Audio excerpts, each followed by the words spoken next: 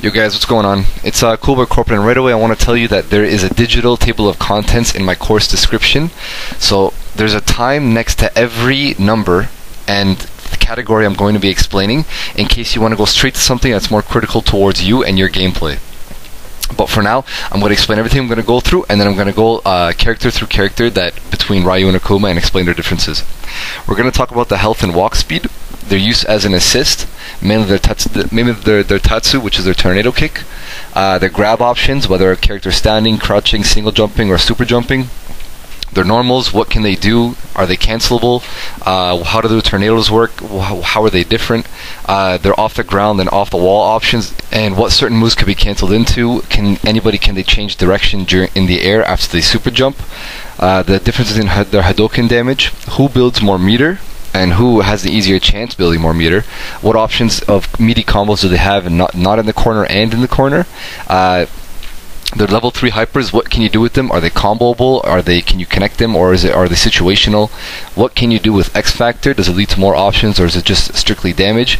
I'm going to show you my Excel spreadsheet that shows you the pros and cons between both of them, and then I'm going to have my 5-second final opinion and conclusion whether to say who's actually better or not.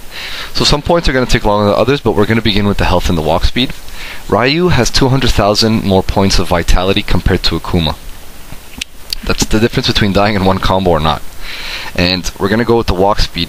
It takes about 4.3 seconds for Ryu to get from one corner to the other to his opponent, and for Akuma it takes about 3 seconds. Now that's about a 35% advantage on Akuma for his walking speed.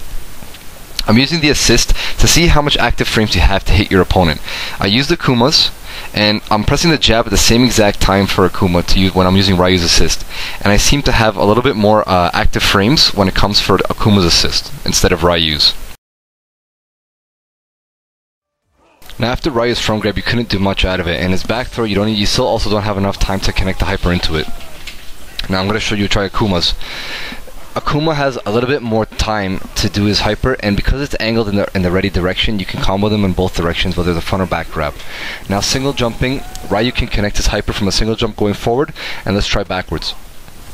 You can also do the same thing because it comes at an angled part and he was ground bounced. Akuma has similar properties. He has enough time and enough active frames to actually hit Chris on the ground and any other character, and we're going to try doing a back throw, and also at the same time it's even easier to do a back throw into a hyper. Now what about super jumps? Ryu angles his hyper downwards and into an angle, and it's extremely easy to connect the hyper into it. Now the back throw is the exact same thing. It does not take that much time and effort for it. Akuma, however, has a little bit more different properties. You need to time yourself falling a little bit and use your hyper at the same time when you're near the ground, like the single jump properties. Same thing goes for the back jump.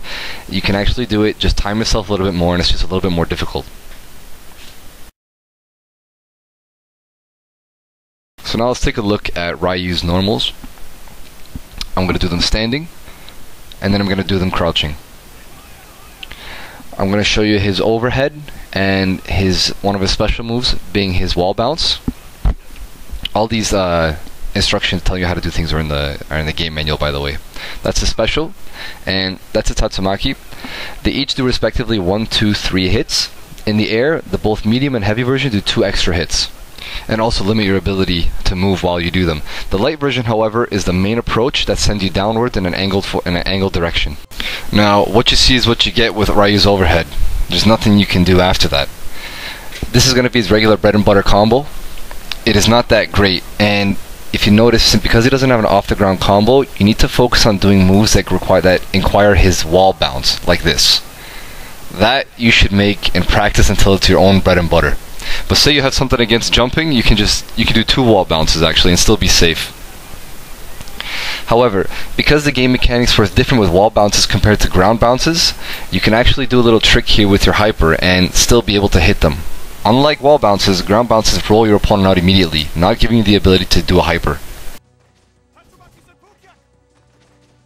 So, I want to try and show you the maximum distances you could use with your light Tatsumaki, because a lot of people undervalue this move. It is the main approach, and whoever is a Ryu player, you're going to become you should become very comfortable with this. You can be about 3 full cubes back if you're in the danger room to actually reach your opponent. Sometimes, if you're at max distance, you'll hit low. Sometimes you won't. And like I'm demonstrating here for you right now, sometimes it's random when you hit. It depends on when you do the Tatsu in the air. And I want to show you, okay, well sure, what can we do with it now? You know?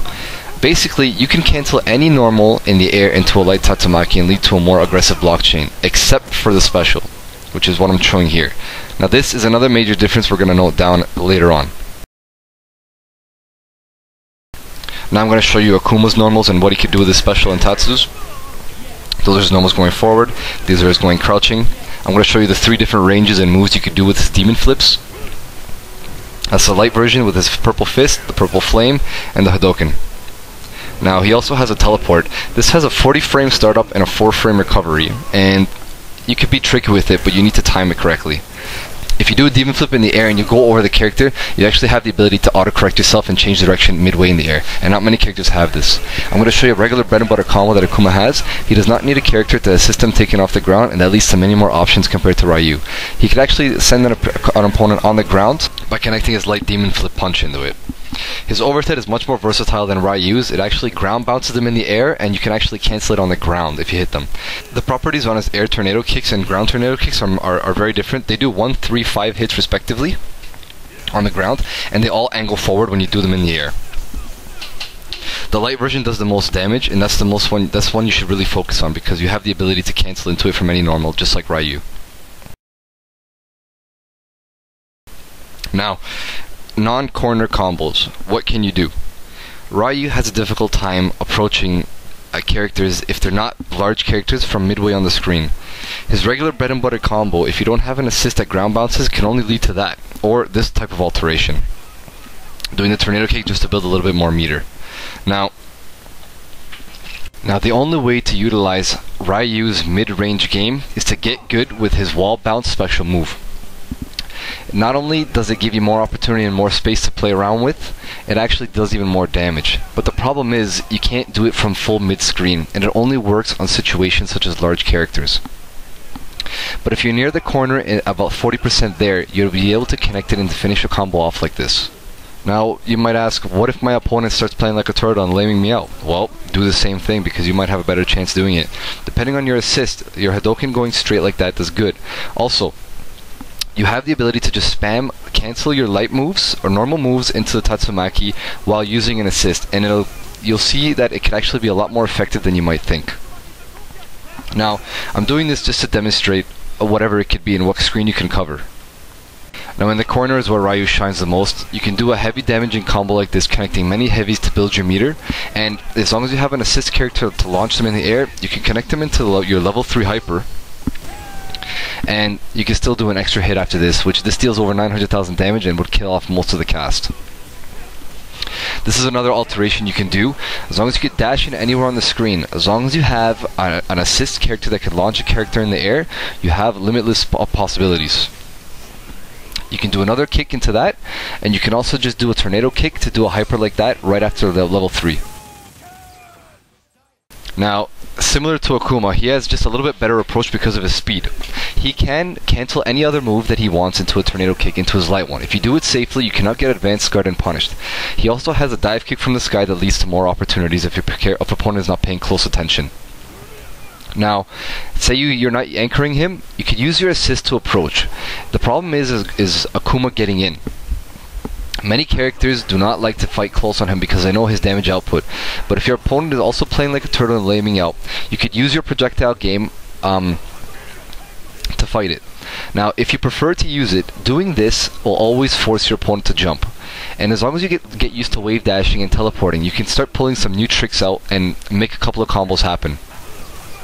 This is a trick you can do to land 3 Hadokens in the air, which protect you safely as an approach, and as long as you have an assist to make it happen. Now, Akuma's potential is anywhere on the screen. I showed before in another combo that anything could happen on the screen, 1 or 2 hypers as you wish, whether you want to kill off an opponent or not. And you don't need a combo, you don't need the corner to actually continue to do two hypers. You can do it anywhere on the screen. Now, Akuma's level 3 is not one you see often, and you will probably won't see it that often. It's a command grab and it's very situational. You can cancel it from a teleport, and the only way you can get it as long as your character's not in a block stun. I'm going to use my assist to hit the opponent right now, and you'll notice that I can't grab him for a little while until the end. He had to recover from his hit stun, and then I was only able to hit him. So if you're punching your opponent, it won't work. But you can get tricky like this sometimes and make him think the Hadouken was going to hit him and then pull it off.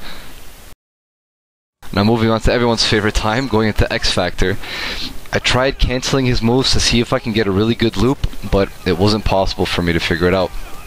Ryu is locked into doing his really heavy damage combos just to get the upgrade in X Factor in level 3. However, I tried to see how fast his overhead would be in a blockchain and whether you could surprise someone from it. It is possible. And now I'm going to put it from a hit, and I tried to see if I could still maybe open up some opportunities to cancel his overhead into something else, and still it wasn't able to. Now, you could style on opponents when you get X Factor on with Akuma. Here's just one example. I do the double light Tatsumaki twice, and let's look at some other things you could also do. Easier confirmations, you can just continue to do it about 7-8 times. It does drop though, it's not an infinite loop. The loop does finish, and that's just another example of it. Now, this is just something I put together to kind of show side by side who has what and what do they have better and who has a solid game. Now, of course, this does not have everything in it. These are just some of the things that I explained in here, and with the health, then X is under Ryu because his health is greater, and it is a solid game for him. Walk speed, Akuma has the X because it's faster, like I explained earlier. And use as an assist, both their Tatsumakis are good. Some are just better than, Akuma's just slightly better than the other. The grab options, Ryu has good grabs except for the ones on the ground. Like the overheads, Ryu doesn't have a good overhead, so he doesn't get an extra point for that. So basically, as you go further down, with the Hadouken damage also, he has 10 more damage than Akuma does. Building meter, cancelling move, all the off the ground, and certain game options. The total I have is Ryu gets a 10 and Akuma gets a 14.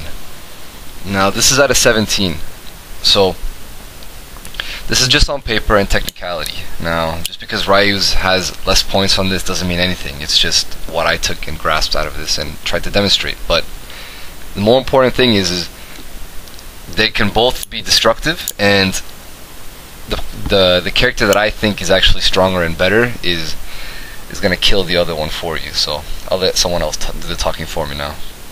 Finish him!